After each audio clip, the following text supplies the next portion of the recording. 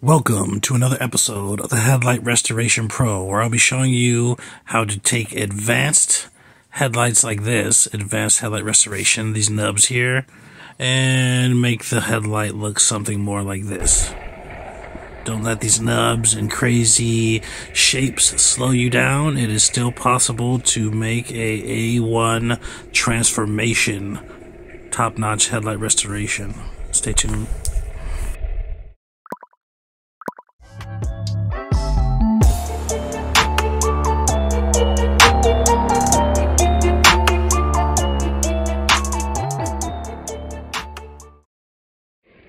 Okay, as suggested in the title, this vehicle has advanced headlights, therefore it is advanced headlight restoration what you need, which is pretty much just the same headlight restoration, it's just harder. Gotta know what to do with those nubs and fins and stuff that are on this vehicle. Kind of like this tucked away area up in here, it's real tucked away, the spindle's not gonna hit certain areas in there, and see this ribbed area here? This is a nightmare. From experience, if you try to sand that or use the drill to sand that and don't know what you're doing, you can just make a hell of a mistake. You can grind those little nubs down too far.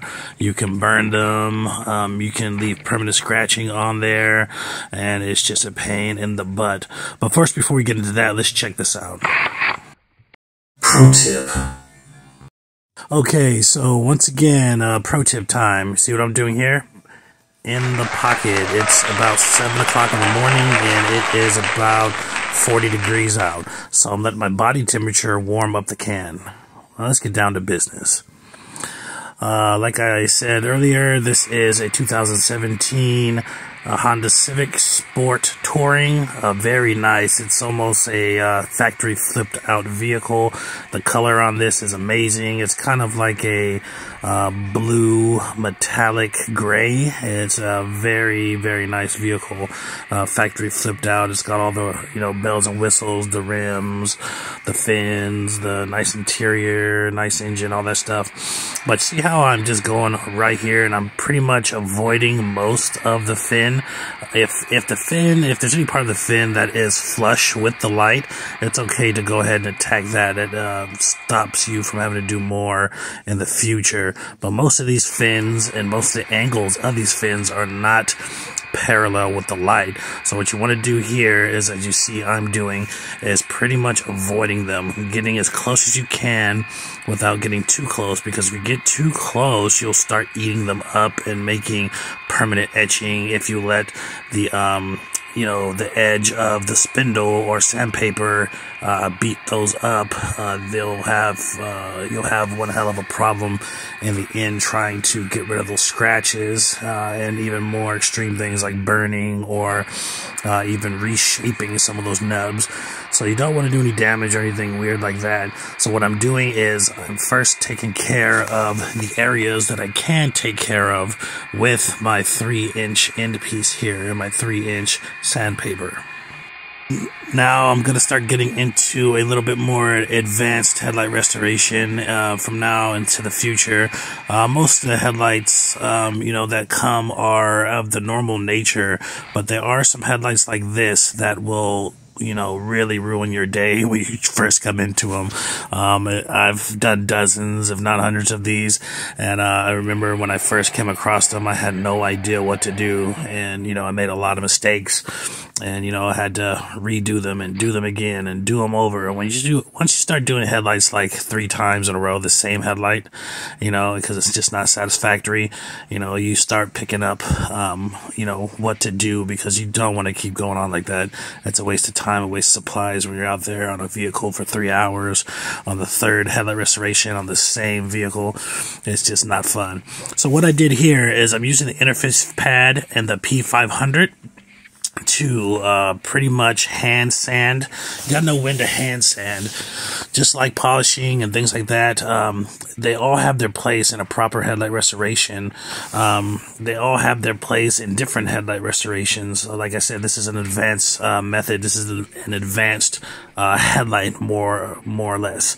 You see all these little areas here? I'm hand sanding these with this this interface pad, which is, squishy like a pillow. It helps me get into those little areas. Now using my yellow attachment here, my yellow hand sanding attachment, to get into those little flat edges underneath and on top and on the sides. It's just different steps. You got to make sure that you hit them right. And once again, this is the P500, which is not normal to sand with the P500 from the beginning, but this has a lot of areas around those nubs and in the corners there, and underneath that lip that need to be hit by hand, because the machine is going to be too powerful. It's going to, do bad things in those areas. So you want to hit them by hand. And the machine will fit under there on this vehicle pretty good. It just misses like a little centimeter of the corners on each top and bottom corner there. And, that's where the hand sanding comes in. And as you see here, you always want to start in these areas here when the pad is fresh. You don't want to do those, hard to reach areas and sensitive areas like that when the pad is expended, like far as do everything else first. And then that, you don't want to do it. You want to do that first and then everything else, because you want to get the pad when it's fresh. It has to work less hard. It's easier to get the desired effect. It's easier to get what you're trying to do with a fresh pad. It's at its best point, and that's when you want to use it on those hard to reach areas. So now about to hand sand here, the same thing with the interface pad and the 800 by itself, getting those corners I was talking about, getting these little tiny spots you can't reach with the spindle or the end of the drill. Even these corners here are a little bit problematic because you can't quite get into it without digging into that tape, which is not a good idea. If you ever meet a point of the light that is tended or more likely or is digging into the tape and you can tell, you want to kind of stay away from that area and hand sand it. And you also want to make sure that you apply heavy tape in those areas where, the end of the spindle and the sandpaper is going to be hitting more often and more frequently. Now, believe it or not, some of you guys are going to be like, oh, that's an easy light. This is that, this and that. No, it's not flat. And it has weird curves, and it has these fins here. This is definitely an advanced headlight restoration. You can really mess up these lights. You have a perfect headlight restoration all the way around, then have these little nubs and fins and weird spots like this messed up.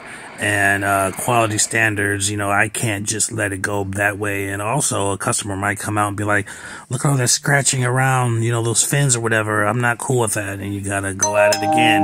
I, myself, if I think that I would come out and be like, on my own vehicle, like, hey, these spots here suck. I want, this done again. I just do it again. I go by my own standards, which are the highest. I treat everybody's vehicle as if it was my own. I don't want to come out and see blemishes. I don't want to come out and be dissatisfied with something. So as much as possible, if I'm sitting there and it's done and I'm like, this is not good enough, I'll take it down again and I'll do it over. It's no big problem. Every blue moon, it used to happen more often when I was newer, but every blue moon, it happens now maybe 2-3 times a year, just because my skill set and experience. Okay, if you haven't noticed here with the P3000 Trizac pad and the water, I am not using any hand attachment, and I'm not scared of those nubs, because this particular pad is not a scratch it pad when it comes to, or a pad that scratches when it comes to headlights. It is a pad that fixes scratches. So you don't got to be scared to use that pad on these nubs and these little shark fins and stuff. You don't want to be scared of using those, because it's not going to do anything but make it better. It's not going to do anything but take scratches out of it, where The opposite effect for the other sandpapers, the P500s, the P800s, P200s, and 220s, and all that stuff, are going to cause damage. This one is a fixer of damage, so you don't want to, you don't have to do all that other stuff that you did with the other pads. This is my electric duster, putting on the concentration tip here, just so I can get all that stuff out of it, because this particular light has a tight seat where it can harbor water. You don't want to harbor water, and you want to do it at this step. Make sure that it's not in there, because it gives it time to dry. Once you push it out, there's still going to be a little bit of water residue, but doing it at this step gives it time to dry.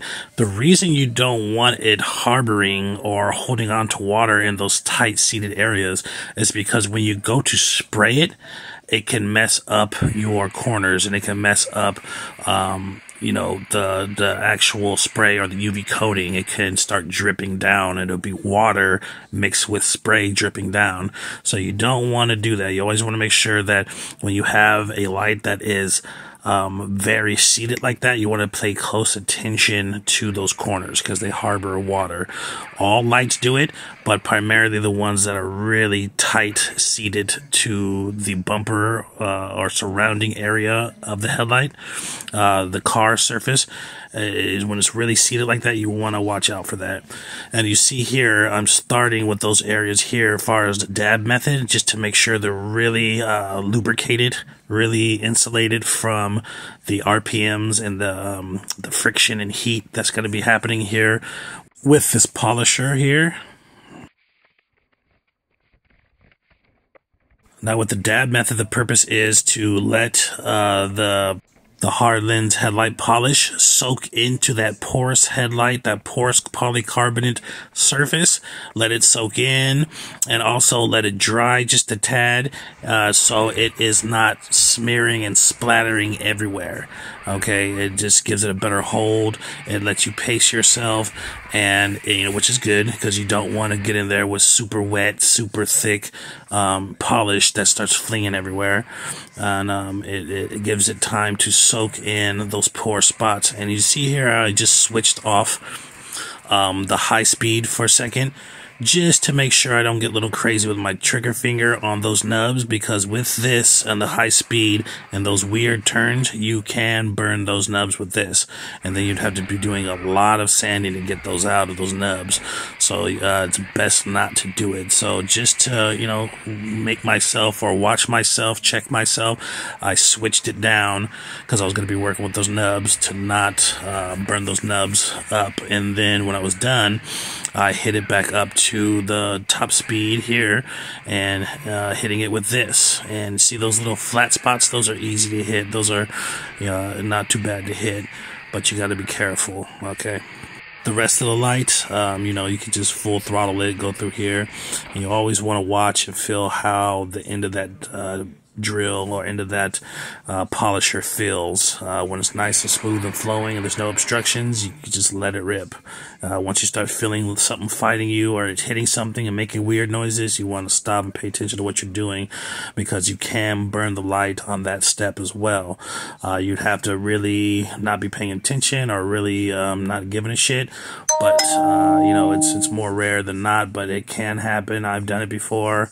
You know, daydreaming or talking to somebody while I'm doing it.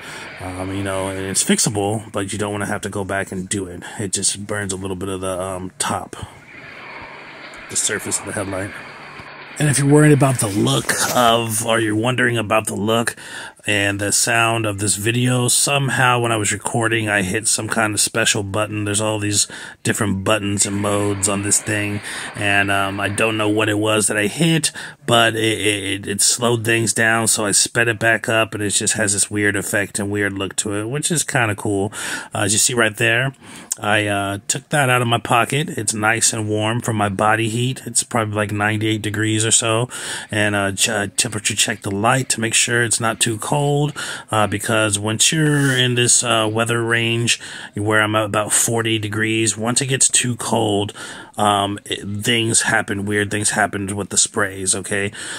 Just, you know, I can't go into it right now, but just, it's not advised to spray any kind of spray once it starts dropping past 40 degrees. When it's like 35 and under, no go. 35 and above, go. But once you're, you know, once you're about 40 degrees, you want to make sure that, you know, your coating is heated up. You want to make sure your headlight surface is not too cold when you shoot it.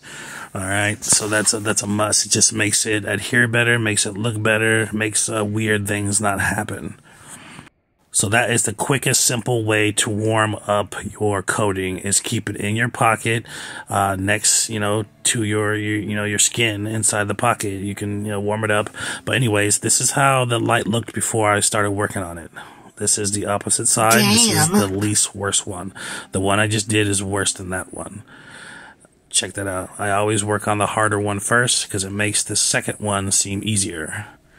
Check that out. Beautiful. Beautiful. Let's check it out a little bit closer here. Look at that. Crystal clear perfection. Crystal clear perfection. And it's a really nice car, and of course they want some really, really nice headlights, so they called me. Check this out. Better than the day it rolled off the lot. You can definitely, whether you're a pro, whether you're a novice, whether you're, you know, king headlight of the world, or whatever, whoever you are, you can definitely benefit from this method in many different ways. All right. Everything that I use in the bio, there's a million different ways to do headlight restoration, but there's only one category, and that is correct.